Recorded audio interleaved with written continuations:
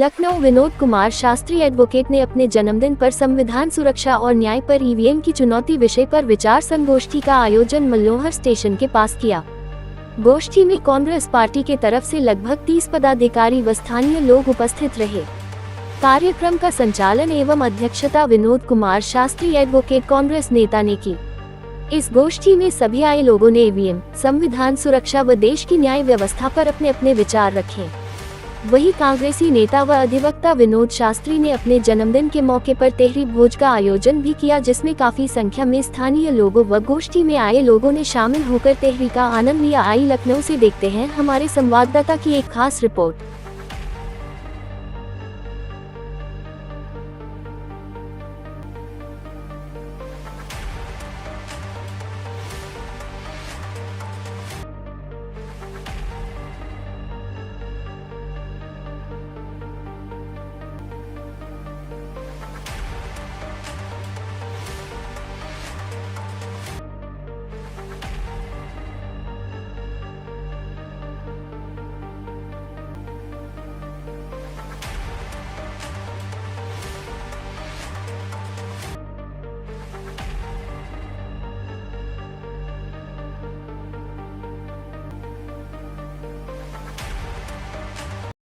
Sir, सबसे पहले इस आप लोग मीडिया बंधुओं को मैं अपने हृदय की गहराइयों से हार्दिक स्वागत अभिनंदन कर रहा हूं कि आप लोग ने इस यहाँ के कार्यक्रम का कवरेज करने के लिए आप लोग चल करके आए।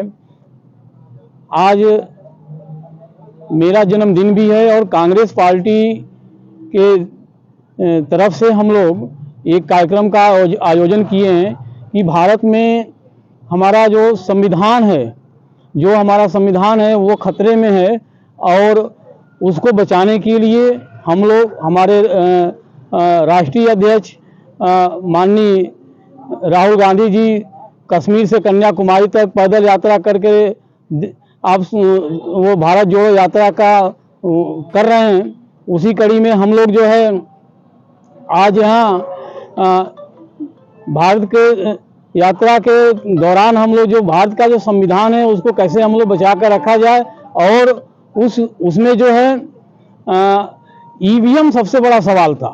आज के राजनीति में राजनीतिक चर्चा में ईवीएम का बहुत बड़ा अहम मुद्दा उठकर सामने आया कि हम अगर बिना ईवीएम का चुनाव कराते हैं तो वहां पर हमारा परिणाम दूसरा निकल के आता है और ईवीएम का जब चुनाव कराते हैं तो उसका परिणाम अलग निकल के आता है।